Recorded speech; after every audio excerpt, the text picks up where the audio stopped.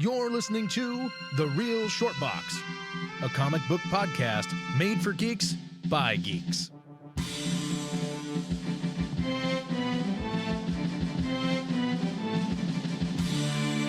Hello, podcast land.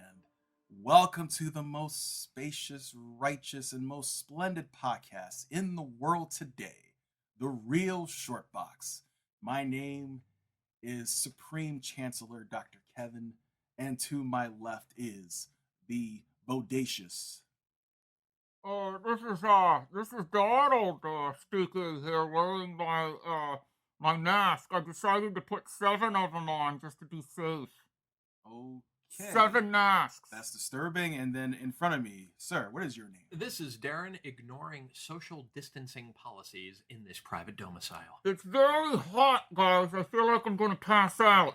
This is a very dangerous thing to say. You're not social distancing, sir. Matter of fact, you're approximately 4.5 feet away from me, sir. You need to go another 1.5 feet away from me. But you have to understand, this is out of love for the audience, okay? This is how we make these sacrifices to give you content. They're not going to catch a virus by listening to us. So who replaces the three of us if, God forbid, we're not available? It's okay. I've got my mask. I'll be fine. You guys, you'll just take each other out, and I can keep podcasting. I'll just prop you up and use you as puppets. See, but the reason I took my mask off is because every time I put one on, I start to sound like this. It's just Bane. Yes. Oh, wow. I see. Bane. So you're doing this for the people. Oh, it's so hot. It's so hot. I took the masks off, guys. Forget it. The pepper. It's too hot. By the way, Kevin, do you have a history in radio? Do I have a history? Yes, in a radio? working history. Not really. Because that was a pretty low energy introduction. I'm just saying, it was a good introduction. It was very solid and by the books, but usually we're the type of people that need sound effects and excitement because it's comics. He's doing that late night talk show host thing. Or like Delilah. You know that lady? Delilah. Now we're going to take this. Jamie wants to just tell Jessica that he loves her very much. And what he did 2 nights ago was a mistake. How dare you? He didn't mean to put his hands there. How dare you? You know, but you got to put Karen Sharp in that conversation on Coast 103. She does that very well. And, you know, Kevin, I mean, you know, you kind of remind me, I guess, of Tim Meadows as the ladies' man on Saturday There Night we Live. go. Yeah. Do you wait. Do you have a Cavassier? Yeah, was that the fellow who did that movie in the 90s? What was it called? Gosh. Tim Meadows. Well, he's Tim- on SNL for he's- 10 years. Yeah. I He's could've on sworn- forever. I could have sworn he did like a movie. He's the principal on the Goldbergs now. Oh, he is? Yeah, he's been in a ton of stuff. He was in a bunch of That's some true. Adam Sandler stuff too, Oh, I think, yeah. and a bunch of other Saturday Night Live stuff. By the way, would Rob Schneider have a career were it not for Adam Sandler? No, Okay. no, I don't know necessarily that he would. I think So He there's no may Deuce have- Bigelow? he may have gotten no, that was through Adam Sandler's production company. True. But there might have been. He may have gotten on his own merit for Men Behaving Badly. Okay. The short-lived 2-season series, I believe, on NBC that came out like back in the 90s, late 90s, That makes sense. somewhere around there. Yeah. So he, you know, and I think he got in on Judge Dredd and on what was the other one? I think- am the law. it was Demolition Man too. I am the law. So he was in 2 Stallone Was he films, in like, Demolition Man? pretty much back to back. Yeah. He Oh, talks that's about right. the That's right. He seashells, was the cop. Yeah. which is the post that everybody's posting now because there's a shortage on toilet paper. You know, it's kind of funny. Like, I don't like Rob Schneider as an actor. I don't think he's very good. But as a person, he's really funny. His troll game is top of the line. I love Rob Schneider acting and everything. I think he's I just enjoy him. He was one of my favorites on Saturday Night Or Live, sort to of be Gilbert honest. Gottfried. He was really okay. He was really great in Necessary Roughness. Boy, I don't remember that film that He was well. he was the Sinbad announcer. was in it. He was Yes, the sir. announcer. He was tremendous. Scott Bakula was in that too. Scott Bakula. Scott Bakula's Yeah. in it. Yeah. Directed by David Ward. who And did Robert Major League. Loggia. Loggia. God rest his soul. I Yeah. want you to tear their fucking heads off and shit down their necks. Let us pray. That movie's almost 30 years old. So I funny. remember when it came out, and I begged my parents to rent it because I thought it'd be an amazing comedy, I said, and it really wasn't all that funny. oh. When, I disagree. but- it might, oh, well. you know, I was a kid when I was watching Yeah. it, and I was like, I don't understand. This isn't funny. So I haven't seen it since. So maybe I would enjoy it more now. Oh, when he says to the quarterback, show us the arm, Bobke, and he starts flexing. Yes. That's funny. I'm sorry. Oh, Naked Gun movies, those are funny. Zucker. Oh yeah. Zucker. Oh, Zucker's the best. Yep. Yeah. So- The Zuckers. All right, so Master of Ceremonies, Kevin. Zuckerbergs. Wait, no. wrong people. What are we talking about today? Yeah. Apparently, we are talking about the best hits of the Real Short Box. Oh, so we're doing a classic bottle episode, basically, where we just sit in a room and we talk about stuff instead of like there being a bunch of action and other scenes and things. It's mostly just patting ourselves on the back repeatedly. Reminiscing, so Virtue to speak. signaling. So they can of take memories. past clips of hilarious moments and Yes. use that. But we're not going to actually play those past clips. Not yet. We're going to just talk about those past things. And then later on, Like- perhaps. The time in what one? It was the first podcast. It was the history of Eclipse. Eclipse, where you got so nervous. Apparently, and Darren, I don't know if you knew this No, I because don't. you weren't a member at the time. You weren't on the team, so to speak. Yeah. But Jarrett would remember. So Jarrett's always welcome to chime in on this once he listens to this pod. You'll comment. But Kevin has a thing when he gets too nervous, he takes his pants off. I don't know about that. So we're know about halfway that. through the podcast. I don't know about that. And we're talking about This is false, this is false. Steve Gerber's Destroyer Duck, I believe, at that point. And Kevin can't quite figure out what date it was. And you know Kevin with dates. So he just he gets up and he starts to unzip and unbutton and take his pants down. He doesn't take them all the way off. He just takes them down to his ankles and continues with the conversation. And Jarrett and I just quietly kind of out of each corner of our eye look over at the other like, are we supposed to like talk about this? So we just played it through. Just Man, straight played it you through. have So quite a fantasy. nobody that listened to that podcast, that first podcast that we did, knew that happened, but that was a thing. That's quite a fantasy that you and Jarrett must have had of me taking off my pants or down my pants during the podcast. Kevin, you I don't know what wonder- kind of mind. You set wonder why we have. bring up all this lowbrow stuff? I wonder why. Analytics. All in the analytics. Analytics. We give the people what they want. Everybody Oh, you want to loves see when me you. with my pants down? Really? Everybody Wow. loves when you have your pants. Well, there's a down. lot of things they Wow. want to see, but they can't, they can't see see it it. in an audio podcast. Wow. All right, so if I might take over here for a second, Mhm. I'm curious. We'll go to Donald first here since he's already warmed up talking about Kevin taking his pants off. Is there a specific podcast that you I don't want to say are particularly proud of, because I think we're proud of everything we do here. But is there one you just like to bring up that just is currently at the front of your head that you wanted to discuss? There's a couple, but the first one I can think of is, His name is Donald. Yeah. is your name Donald? Really? Unless you changed ethnicities and I do have a bagpipe. next to me. names. I do have a bagpipe. Oh, that's just wrong. Well, it's better than saying Scotch, I guess. So the bagpipes, I guess Bagpipes I'll are allow cool. it. Yeah, I'll allow it. I was watching something Roddy Piper earlier, so I couldn't help it. So, Oh, Roderick, huh? yeah, Roderick. Yeah, Roderick Toombs. he's as Scottish as they come. That Canadian. Yes, that's right. So to the people who ask questions on this, Donald, Yes. what is one podcast that's in the forefront of your mind right now? Oh, the one that pops up that I'm particularly proud of is the one that when Kevin and I traveled to WonderCon a few years back, and we interviewed the gang from Malibu Comics, the creators, and it was the two-parter, the history of Malibu Part 1 and Part 2 of basically what happened. Now, we had done a podcast a year or so prior to that called The History of Malibu Comics. And that one's always done very well for us. A lot of people listen to it. We get a lot of comments on that one. But because of that one, we then had Dave Olbrich reach out to us and say that, hey, I hear you guys are looking for me. I'm going to be at WonderCon if you want to do an interview. And we were like, well, Sure. we're going to WonderCon. So we went there to WonderCon. We interviewed him. We interviewed Chris. Chris Ulm, Mm-hmm. correct? And we interviewed those two cats, and I brought my ghoul figure that came from the Ultra Force comic and television cartoon series. And we just had a really nice discussion, a real nice kind of a fireside chat where we could talk to them.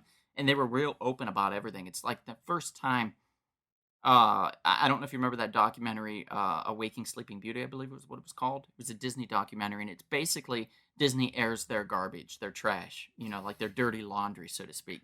Disney's airing their dirty Under laundry. Disney censors, Right. of course. So it was kind of like that. It was like Malibu airing their dirty laundry. So they were talking about the things that went wrong And you don't get that a lot from a lot of other people. So it was refreshing and very nice. And that's why I remember that one the most.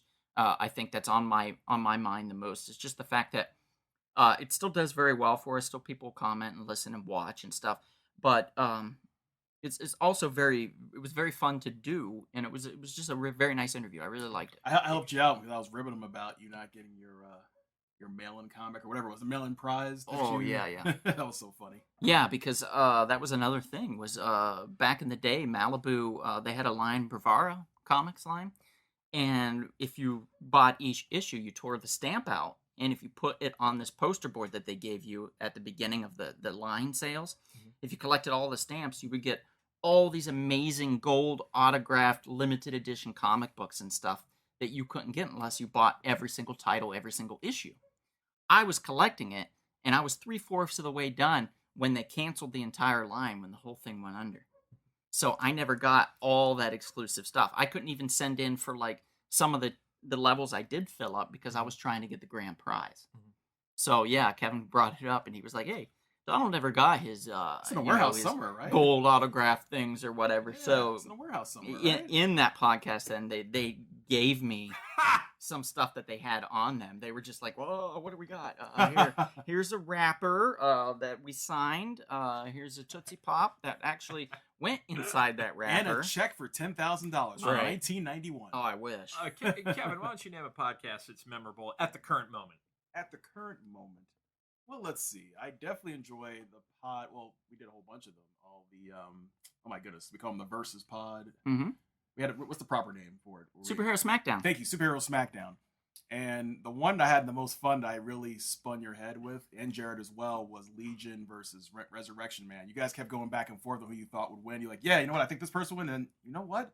No, I think this person win. And I would give an argument. It's like, gosh, Kevin, you got us trumped on this one. This is a good one because you're going back and forth between those two particular characters. A little tidbit about these guys. Legion is basically, he has dissociative identity disorder, right? That's so right. He has all these multiple personalities that are living inside of him. Each has their own unique kind of power and characteristics. Whereas Resurrection Man, he every time he dies, he's immortal, but he can die, but he comes back to life. So when he comes back to life, he comes back with the power to defend himself from whatever killed him. So you have a guy that can come up with a personality with a power that can fight a guy that can never die, that just continues to change his power. And yeah, it was just one of those things where we just decided, you know what, it's done. Like, we can't. You said something to the effect of, you know what, this guy is so crazy. You think Resurrection Man, Mitch would just simply walk away. You know what, this guy is so crazy. I don't want to mess with this guy anymore. I'm just gonna leave him be. Yeah, basically. Oh yeah, I think we just had When you said that. Yeah, where Mitch was just like, I give up. Like, Legion's insane. I'm not going to win this. I've got better things to do, I think is what it was. You're was right. what we finally decided upon. But otherwise, it was a draw. It's fun. Yeah. Like, it'd be a fun issue to read if someone actually wrote it. Yeah. And that brings up the Hitman comic series, where he found out that he needed Mitch Shelley to have a particular power to help him out. So he just kept shooting him in the head, and every time he came back, he's like, "You got that power yet?" And then shoot him in the head. Sounds almost like that Tom Cruise Emily Blunt movie. Was it Live, Die, Repeat? Yeah. Edge of Tomorrow. Yeah, Edge of Tomorrow, which they changed to Live, Die, Repeat because I guess that sounded better. I don't know. Does Shelley feel pain when he's getting killed like that off everyone? Oh yeah, it's painful every time he dies. That sucks. Yeah. Well, one pod I'm going to bring up, and obviously I like all of them. I can't say that I like one more than the other, to be perfectly honest with you. But one that just immediately popped into my head is the interview with John Bogdanov. It's very recent.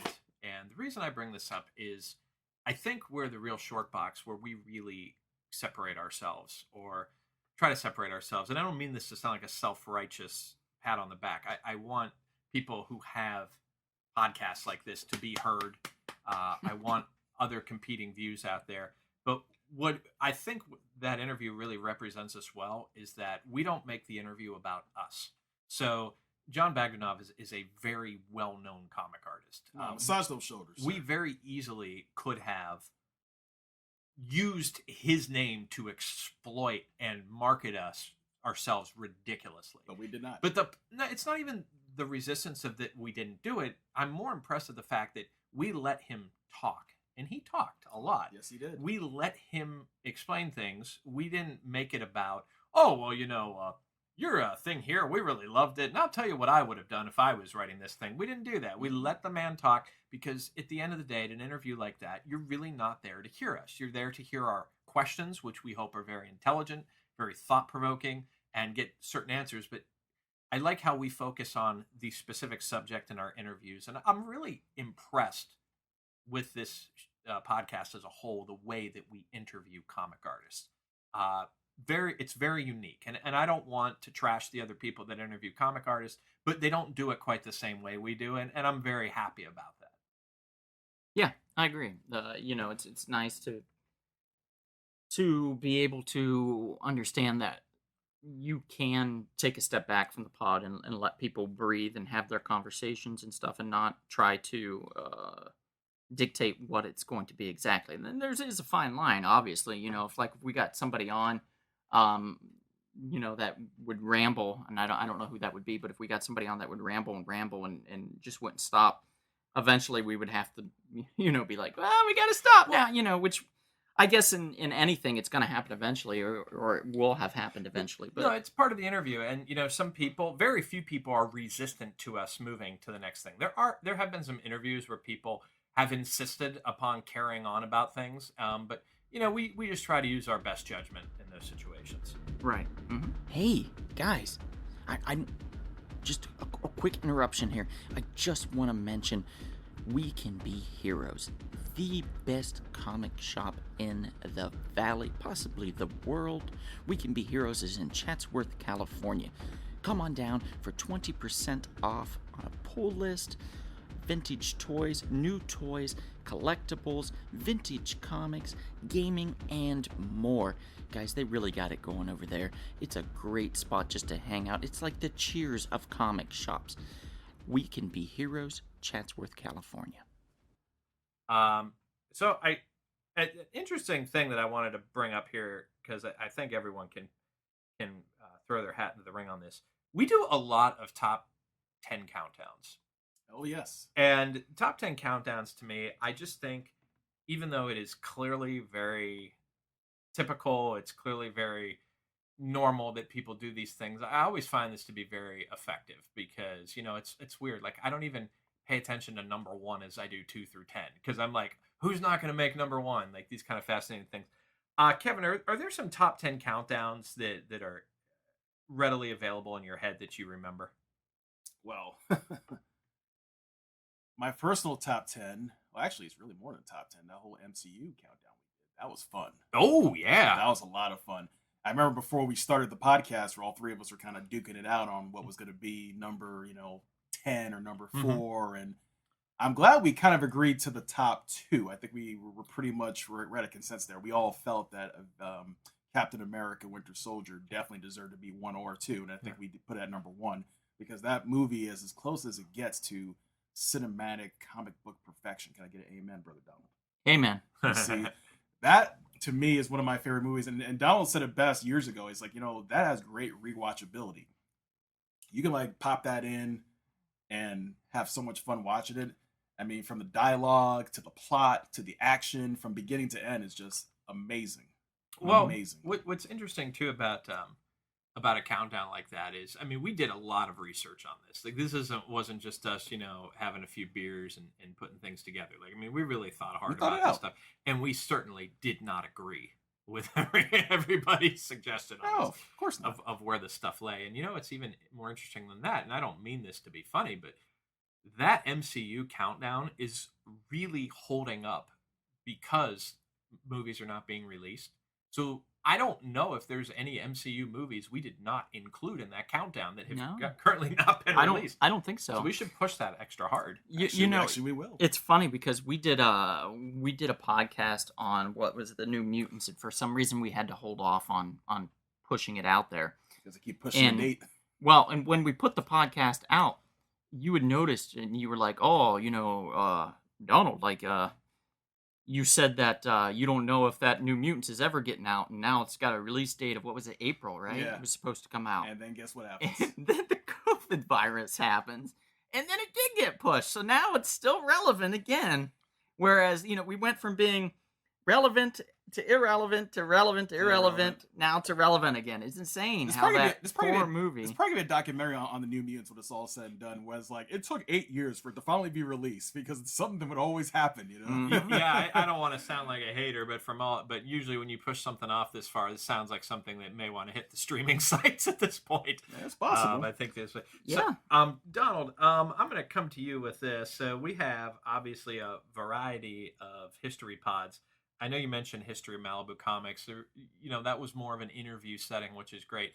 Talk about one of the history pods that you're currently thinking about at the moment. Well, I stumbled upon, and I was just talking to you guys earlier about it. I stumbled upon like all of our history pods. We do as much as we can to do research on these companies that we cover when we're talking about history pods. We're usually talking about the history of, like, let's say, Image Comics, Valiant Comics. We did an 8-part Marvel history of Marvel Comics, which took a lot of time. And I think at one point, one of you guys ended up like staying over or something, and we ended up having like a camp out basically, doing research to try to figure out certain things and where the gaps were and stuff, and then tried to just find and call and talk to other people to see where we could figure out and put those pieces together. But I would say probably. You had a great idea, by the way. At first, I somewhat disagree with you. I was like, man, what are you talking about? Why should we add too much to it? Like, we made a separate pod on Atlas. And at first, I didn't think there was much there. And then I said, okay, let me see what this guy's talking about. So I started doing my own research. I'm like, you know what? He's right. There is a lot here. And that was a fun pod to have done because there was so much that I learned. Right. And that we all learned about Atlas. I think bypassing something like that would have been detrimental. And it would have been disservice. Would have been disservice right, to history. And a disservice to Marvel, in fact, because there is, while it was not a very popular era, there is still a lot of sentimentality towards that era because it was the era of throw stuff against the wall and see what sticks. And it was crucial to setting up the classic 60s. Yeah, absolutely. Yeah, because they saw, well, this doesn't work, let's do this, and this doesn't work, let's do this, and they started veering more towards superheroes again. And then when the 60s hit, boom, And what was great is it helped set it up. So you have like Tales to Astonish or something like that. Mm-hmm. And you have Strange Tales. Well, during that era of the 50s, you had a lot of sci-fi and monsters was the thing at the movies and whatnot. So it set up nicely for the origins of these future 1960s Marvel heroes. Start slipping that stuff in. Yep, scientific experiments, monsters, the Jekyll and Hyde, persona of, Bruce Banner, Incredible Hulk, something like that. Yep, absolutely. The seeds were planted back during the Atlas era. Mm-hmm. Yeah, and if I can't stress enough on these history pods, the scholarship that the three of us put into these things is very sophisticated. We are not, plagiarizing people. We're not just going being like, hey, what did this guy on this other, random podcast say? Let's steal from them. Like, we're really putting serious into this. We have a time machine. I don't know if we've mentioned this, and I think this might be the first appearance of that mention. But we do, here at the Real Short Box, we have a time machine. So instead of, looking into other people's articles and stuff, we travel back in time and we witness these things actually taking place. It's just crazy. So we actually saw what happened in the Marvel offices between Steve Ditko and Stan Lee get into a fight. Did you notice, by the way, Kevin, that some things may have changed for you? Because I paid a visit to your mom, Whoa. Long time ago. I doubt that. Whoa. About 42 years almost ago. I time traveled back. I doubt that. You wouldn't even know where I lived. I was very convincing, let me just say. I doubt you even know where I lived. Before he says it, Kevin, 1 in 18 million chance. Actually, I'll say more than that. Yeah, what? No, because it did happen 4 years ago. I read this in an article. It did happen. They think they said 1 in 18. But who knows? As far as like time travel or no. As far as the chances of him and and you coming out. I doubt it. Okay. I highly doubt it. Right. Oh, yeah. That is a 18 million. case, though. Yeah, that can actually happen where a white man can have relations with another white woman, I believe. Yes. And they could make a child that is dark-skinned. That looks like a black man. I did actually read about that. There was like a case, I think it was in South Africa or something. 1 in 18 million. Like shocked them. That's on on Shameless on the TV series where they happened? talk about that. That Yeah, happened? yeah. Liam, who's I think is it Liam? I think it's Liam.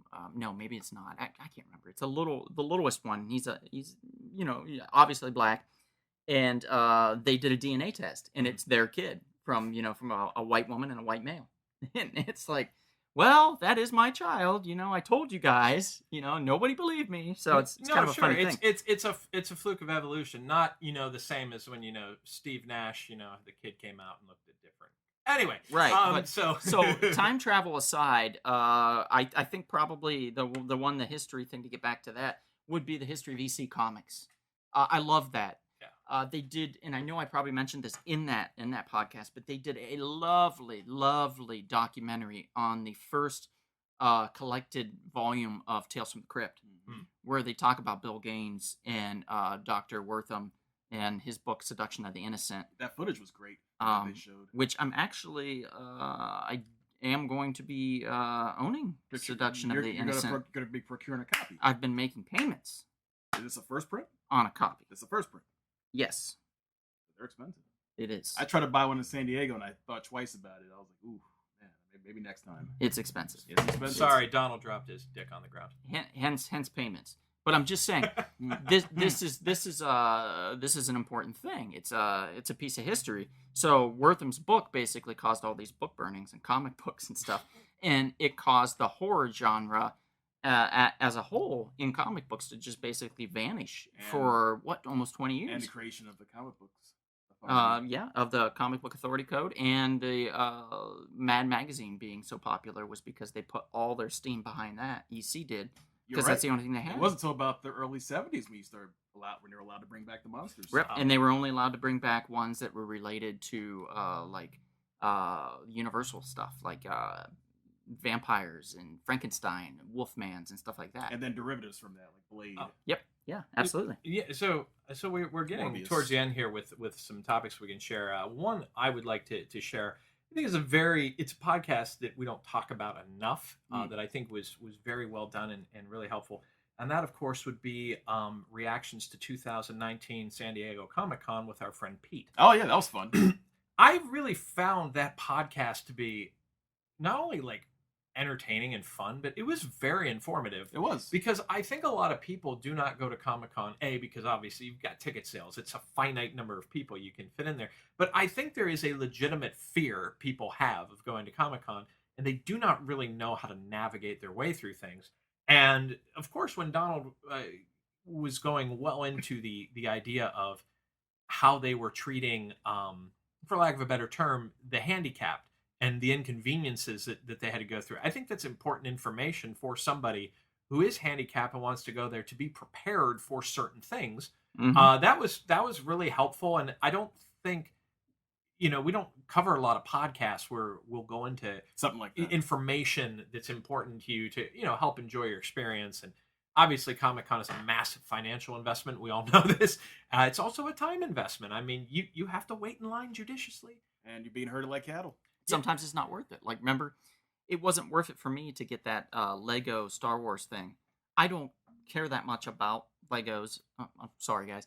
I like some, don't get me wrong, but they're expensive, and you got to pay a lot to put it together. I'm like, just put it together for me, please. And then, Star Wars. I'm more of a Star Trek guy. I always have been. Yeah. But I do enjoy Star Wars. But to me, it was just not. I wasn't going to wait in line for 12 hours. That's your time. To get that thing and pay $40 or whatever for it. So I was like, Kevin, do you want this? And Kevin was like, yes. And I was like, okay. So here. Good news is it worked out for me. It didn't take me that long to get it. Yeah. So you got lucky. It didn't take you that long a time. I didn't want it anyway, so it worked out for you. You were able to get that and stuff. So that's a nice thing. So you just keep in mind that you can always help other people out with information, and that's important to know. One thing that is fun about San Diego Comic-Con, I forgot to mention this like last year, although it wasn't at that particular one, was that one many years earlier, is the fun secret stuff you discover. Like the lemonade room for professionals. Yeah, you discover these little places. Or I remember years ago when I met Henry Cavill and Stephen Dorff, all those guys for that movie. Yeah, if you catch them in the bathroom like you did, I told you to stop doing that. No, it wasn't that. One of the booths was having a secret raffle. Oh, okay. I won the raffle, and I was one of like 50 people that got to have my poster signed. It's for that movie, The Immortals. Oh yeah, That All one- those guys signed the poster. Including Great cast. Yeah, Movie great didn't cast. do well at all, but Nope, great cast. But great cast. I Yeah. still have that poster to this day. It's signed by. It was right before he even shot the movie. Man of Steel. You know the hell of that though is if you're not prepared. Let's say you got that poster, you need to immediately get up. And this is another bit of information everybody needs to know. Just buy a poster tube Oh, holder yes. with a shoulder strap Yes. immediately as soon Yes. as you get on the convention floor. Yes. Because odds are you're going to get handed to you posters. Yeah. They're easy to print off, easy for them to pack. They they unroll them, they hand them out like it's candy at the Fox booth and things like that. And it could be like something you like Bob's Burgers or Simpsons or something like that. They'll hand them out like candy. And oftentimes, like Kevin got lucky and he got an autographed one. What did he have to do? He scramble and go, oh, Yep. shoot, gotta I find don't it. have a poster Yeah, holder. protected. There's like millions of people, or at least hundreds of thousands of people walking around. You're literally shoulder to shoulder with people. You don't have room. If someone stops in front of you, someone might not stop behind you when you stop. So you're going to get squashed. Your poster's going to get ruined.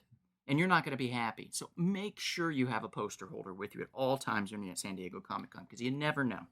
Also, one of my favorite posters that got signed was Guillermo del Toro and Jock. Oh, Pan's yeah. Labyrinth poster. Pan's Labyrinth poster, And- yeah. And if by any chance you were at San Diego Comic-Con and you received the limited edition Target dog, just know that Pete, who was on our podcast, family, he was trying to attempt to get one for a family member. Please feel free to reach out to us in case you want to either send it over or maybe perhaps make a bit of a financial deal, because it was something important to him and it's something that stuck with me. Because some of this information I'm doing off the top of my head, which if I can do that, that means I was really remembering these specific details. Mhm. Anyway, Kevin, we're getting close to the end here. Where can they find us? They can find us in various locations on the interwebs: YouTube, Google Play, iTunes, Spreaker, Spotify, Yeah, Blueberry, Blueberry, SoundCloud. SoundCloud. SoundCloud's a new one. It's ridiculous. You have no excuse to not subscribe and enjoy the audio ecstasy of our voices. Kevin, I don't like to use that they have no excuse. They should feel so privileged to be listening to content of this quality. Yes, Yeah. that is true. I just want people to listen and have a good time. That's my key thing. They can think whatever they want, say whatever they want behind closed doors. You don't. If you wanna post a comment leave a or something, comment. you can always do that on our Yes. YouTube page. You can do that on our Instagram page. Also, we have a Facebook fan page that you can do that on as well. And Darren's personal Facebook page, you can leave messages there. We're not afraid of criticism either. You You know, sure, Darren? and You we're afraid? not going to bark back at you either, unless you're a moron. You know, which Right. yes, we will define what that And is. please, whoever keeps sending Kevin pictures of their genitals, keep it up.